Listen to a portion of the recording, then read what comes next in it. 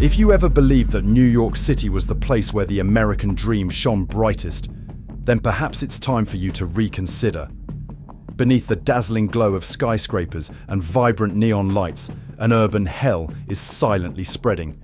Nightmarish streets shrouded in darkness, where thousands fall into the terrifying vortex of vice, poverty, and despair. In this video, we'll reveal 10 shocking truths that people deliberately hide from you about the dangerous and tragic streets of New York, where the light of the American dream has never reached, giving way to darkness that casts a shadow and extinguishes every fragile ray of hope. If you still believe New York is the city of hope and opportunity, please stay with us until the end of the video. Because sometimes, the place where we put all our trust is the very place that makes us feel most betrayed. There was a time when New York City was the promised land, where night buses carried dreams from southern towns, and Amtrak trains left the barren Midwest to bring hope to a city ablaze with lights. Here, it is believed that with enough perseverance, anyone can find their place. But that's the story of a New York that has receded into memory. Today, as you walk along Roosevelt Avenue, especially in the blocks stretching from the 70s to the hundreds, you'll see a completely different New York. Amidst furniture stores, yoga studios, and small coffee shops, there exists a parallel world, a place where discrete activities unfold as if they were a normal part of the urban rhythm. It all happens under a veneer of legality, blending into the sounds of traffic and bright billboards, making it sometimes difficult for passers-by to distinguish between genuine normal activities and those that are hidden. It's worth noting that these activities don't only happen at night. Even in broad daylight, when children start walking to school, shadows and fleeting exchanges still occur, leaving a sense of unease among local residents. A mother whose 14-year-old daughter walks this route to school every day shared her concerns. "I feel a loss of faith as NYC slowly declines and loses its soul like this. It won't be long before my family and I move out of here. That's so disappointing." Not only the residents living there, but even nearby businesses are significantly affected. A once busy physical therapy clinic is now quieter with declining revenue, as some people worry the area has been mistakenly associated with high-end massage parlors or other specialty spas. This creates a vicious cycle. The neighborhood's reputation declines, the local economy weakens, and then the decay becomes even more persistent in every nook and cranny of the city. The NYPD has previously conducted control and support operations to help those trapped in this situation have a chance to change. But the reality is much more complex, because not everyone enters voluntarily. But once they've taken the wrong step, it's even harder to get out. Roosevelt Avenue today is not just a street, it's the back of the American Dream medal, where safety, justice, and faith were once immutable principles, but now seem to be slipping out of reach. There, everyday stories and ordinary people inadvertently become the raw material for a cycle of consumption whose destination is no longer clear. When underground activities become a normal part of the city's rhythm of life, will we still recognize the boundary between dreams and shadows? Amidst the dazzling lights and the relentless hustle and bustle of New York City, there exist areas likened to living cemeteries, where thousands of lives are abandoned and forgotten right in the heart of America's most prosperous city. Midtown Manhattan, a district renowned for its skyscrapers and luxury stores, is also where the homeless set up makeshift tents, huddled next to piles of garbage, trying to scrape by each day just to live another day under the cold dawn light. They are like ghosts, silently existing among the rushing crowds, unseen by anyone and forgotten by all. Just a few miles north of Midtown, the South Bronx emerges as a slice of stark contrasts. Once a vibrant tapestry of cultural colors, where Latin music, street food flavors, and lively festivals blended into a distinctive rhythm of life, it now wears a somber hue. The vibrancy of years past seems distant now, replaced by the chaotic sounds of conflict, the incessant wail of sirens, and the hurried footsteps leaving the area. According to recent reports, the crime rate here is about 85% higher than the citywide average, a figure sufficient for many tourists to remove the South Bronx from their list of must-visit destinations. For those who were once connected to this place, it's not just a piece of land, but a fragment of memory that has been gradually erased, leaving behind a feeling of loss that's hard to put into words.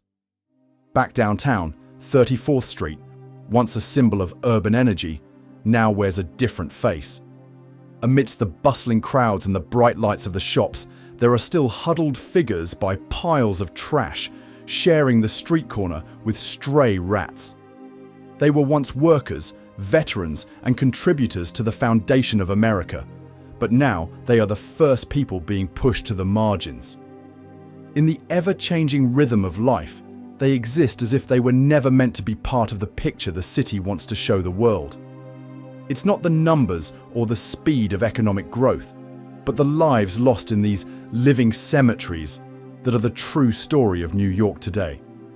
This is a poignant reminder that amidst the glamour and hustle, there still exist painful hidden corners, lives awaiting a miracle to be revived. Can a city as wealthy and prosperous as New York truly be called the city of opportunity when these living graveyards still exist within its heart? What can we do to help those invisible lives return to the light? If you talk about the homeless crisis at the state level, many people will immediately think of California. But if you narrow your focus down to the city level, New York is actually the place with the highest homeless population in the United States. A heartbreaking paradox. The richest city, the ultimate symbol of opportunity, is also where hundreds of thousands of people don't even have a roof over their heads to return to. The media has successfully painted a picture of New York that is perfect in every detail. But if you look long enough, you'll see that beneath that magnificent beauty lies a harsh reality that no one dares to face. Behind the glittering lights of Times Square, next to Manhattan's luxurious skyscrapers, exists a forgotten segment of society. They drifted through subway stations, set up makeshift tents on sidewalks, and fought over every park bench like a rare treasure in the middle of winter. No one remembers their names, only that people call them by a cold name: zombie citizens.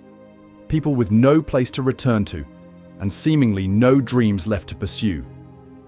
According to the latest statistics, New York City currently has over 350,000 people without stable housing, the highest number in the entire United States.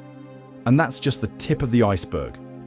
Thousands of others are living in RVs, abandoned buildings, or informal shelters, completely outside any support system. On many streets, clusters of tents are lined up one after another, filling up each section of sidewalk and then extending deep into side alleys. These are no longer just a few isolated cases. This crisis has formed an alternative kind of community, one that exists quietly and is gradually redefining the concept of urban living space. Behind every number and every wrinkled canvas lies a story untold. Some people have worn military uniforms and served their country for many years. Some people have paid taxes their whole lives and raised 2 or 3 children to adulthood. They spent their entire youth pursuing the American dream, but that dream led them to cold street corners under the flickering yellow streetlights, where a city that once shone brightly no longer had a place for them. And if that dream is also crumbling right here in New York City, the symbol of hope and opportunity, then what city is capable of embracing and preserving dreams that haven't even begun to blossom before they wither? In Midtown or Brooklyn, any corner of New York can become a miniature painting of urban fatigue. The sidewalks are no longer just for hurried footsteps, but have become giant garbage dumps.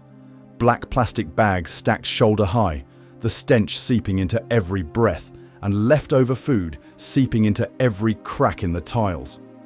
The city generates over 14 million tons of waste and recyclables annually, a staggering amount that adds a new layer each day to already crowded streets. On winter nights, when snow blankets the sidewalks, trash freezes into a messy, dirty block, remaining untouched for days. Under the dim streetlights, this scene was nothing short of a post-apocalyptic corner, right in the heart of a bustling city. Occasionally, garbage trucks still pass by, collecting large piles of waste, but soon after, the cycle begins again. New garbage reappears, accumulating from restaurants, apartments, and small shops. Urban sanitation improvement campaigns have been implemented, changing collection schedules, increasing the frequency of garbage trucks, and piloting large containers instead of plastic bags to limit rats. But with the massive volume of waste and consumption rate of a city with over 8 million people, all efforts still feel like trying to catch water with a leaky bucket.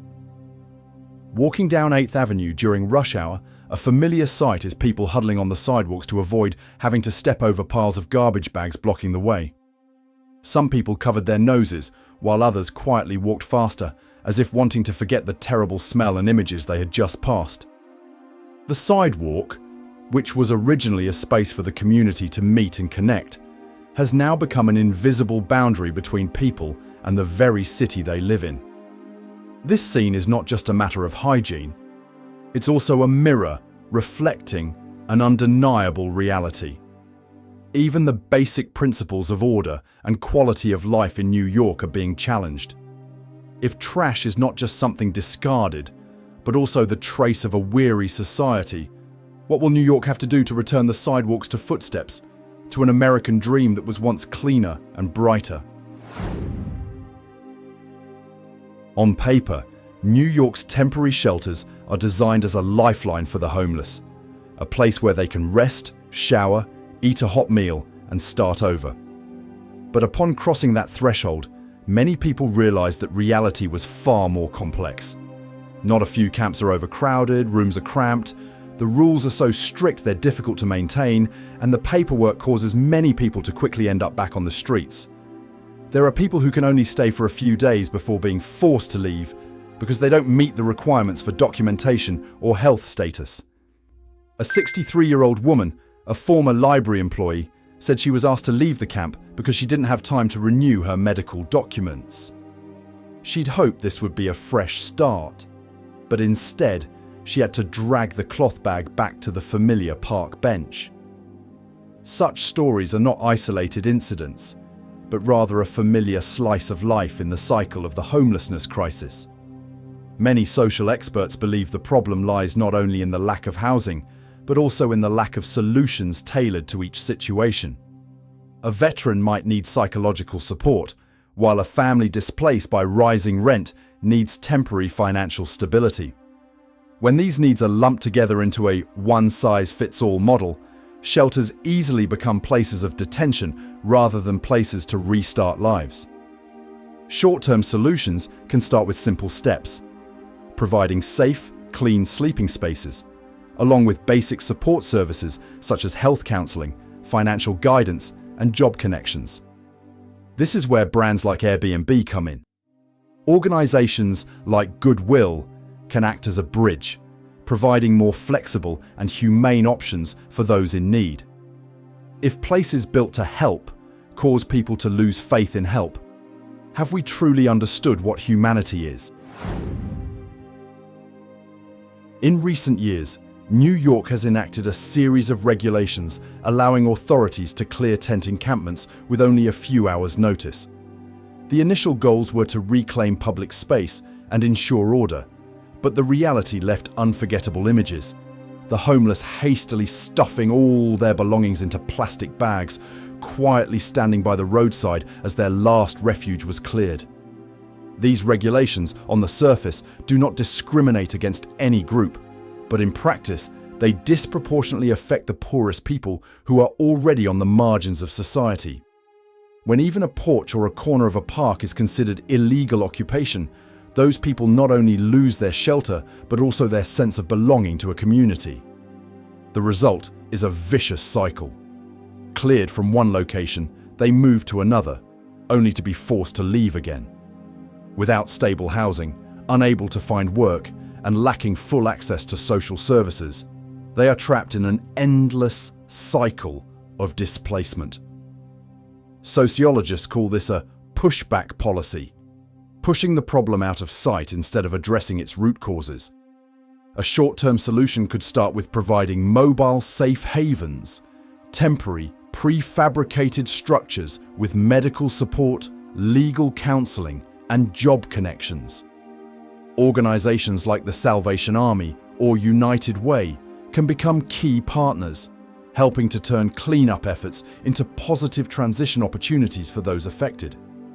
If a society only seeks to erase from sight rather than embrace, are we building a city for people or just emotionless walls?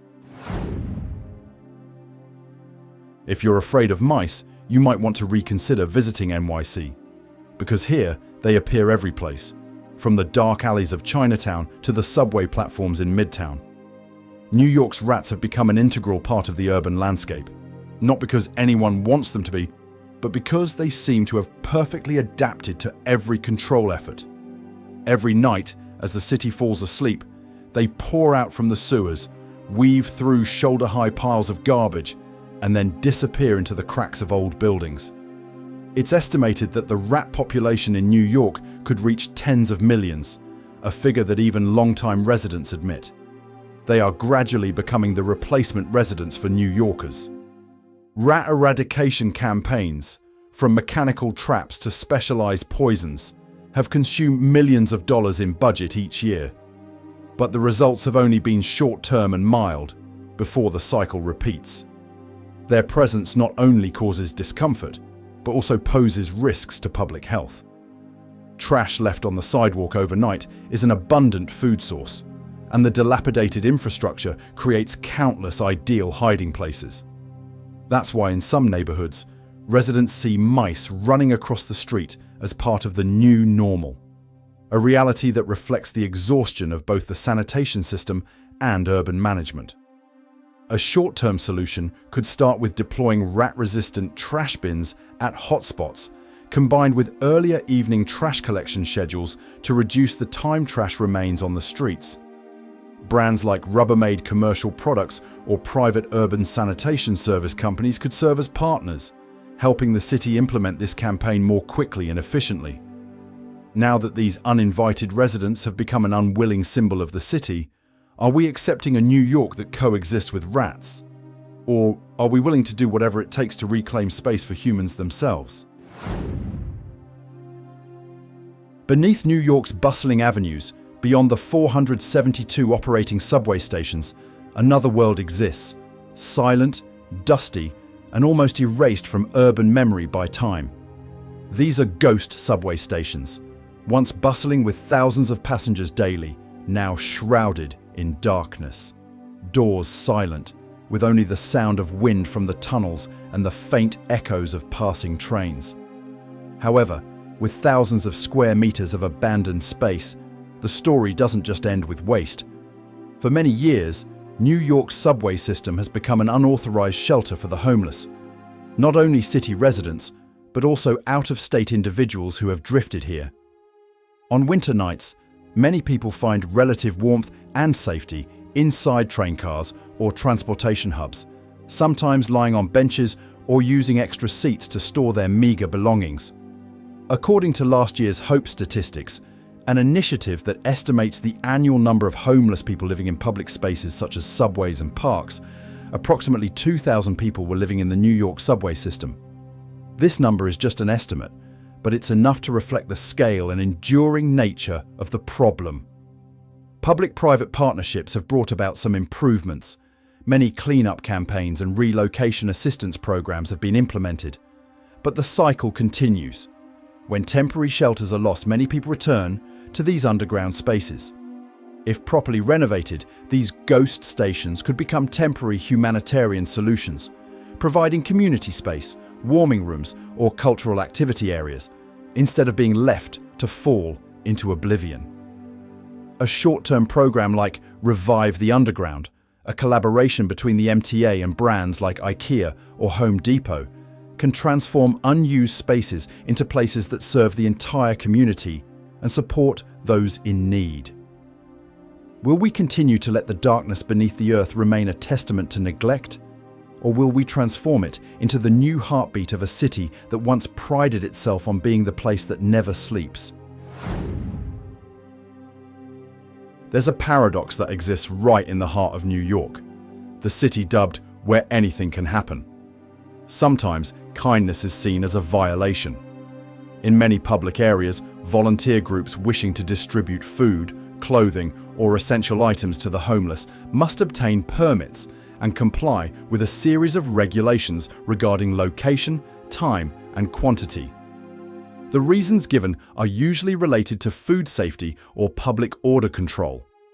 But for those who have lost everything, a hot meal or a warm coat is not just material help. It's also a feeling of being recognized, of being seen as a human being. Many small charities have had to cease operations after being warned or fined because they were unable to meet complex administrative requirements.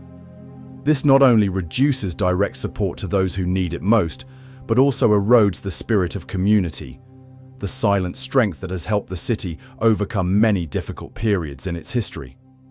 The photos capturing volunteers being asked to clear tables serving meals in the middle of winter have become a sad symbol of the disconnect between policy and real-world needs. In that context, a short-term solution could be to implement community care zones, pre-approved food and item distribution points, partnering with brands like Feeding America or Costco Wholesale to support resources and logistics. This model ensures compliance with safety standards while maintaining the flow of kindness from the community to those in need. If a city begins to restrict even the simplest human gestures, what will be left to keep it warm during the cold winter, and warm in the hearts of the people who live there? Seen from above, New York still sparkles like a giant gem. The lights of Times Square, the glass towers reflecting the sun, the avenues packed with cars and people. But when you lower your gaze to the ground, you encounter silent cracks that are eroding the core of this city. The sidewalks are covered in towering piles of garbage bags. Bustling neighborhoods are now interspersed with empty storefronts, and somewhere in the shadows are invisible communities. People pushed to the margins, surviving in silence. Each of those slices is a piece of a larger picture. An overburdened welfare system, a scarcity of affordable housing, challenged community safety, and a disconnect between social classes. The threads that bind communities together, once New York's strength, are now thin and easily broken. People still pass each other every day, but their eyes seem to stop less to look, to ask, to care. For those who have lived here for decades, the change is not just physical, it's also spiritual. They reminisce about neighborhoods where children could play in the streets until late at night, familiar grocery stores that knew every customer, and neighbors who were ready to help each other in times of difficulty. Now, those memories exist alongside the reality of makeshift camps, acts of violence, and the emptiness where the store used to be brightly lit. If a city only retains surface-level light while neglecting internal cracks, can it truly withstand the storms of the future? New York, with all its glitz and legendary stories, remains a city of stark contrasts, where bright lights coexist with silent shadows, where the American dream is still told, but not everyone has the opportunity to fully live that dream. Every street, every neighborhood, carries within it cracks. In some places, they are just small scratches. In others, they have become gaps that are difficult to fill. But the biggest question isn't how this city has changed, but rather, will we, the ones witnessing and living through that change, choose to stand aside or lend a hand in healing? Because sometimes a city isn't defined just by its buildings or numbers, but by how the people who live there care for and cherish each other. If you've ever witnessed or experienced similar changes where you live, please share your story in the comments section. Don't forget to like, share, and subscribe so we can continue to tell stories that not everyone is willing to listen to. But everyone needs to know. Each share is an opportunity to add one more person who understands, one more person who cares, and one more ray of hope for those whose lives are lived in silence. This video is not intended to condemn any organization, individual, or political group. All information presented is based on publicly available data, official reports, and field observations from multiple perspectives. The stories, images, and perspectives presented are educational in nature, reflecting social realities to stimulate constructive discussion without creating incitement, panic, or stereotyping. We do not condone any illegal behavior whatsoever. We do not normalize suffering, and we do not turn human misery into entertainment. This is not a conclusion. It is an invitation to reflect together, to dialogue together, and to hold on to the remaining humanity within each of us.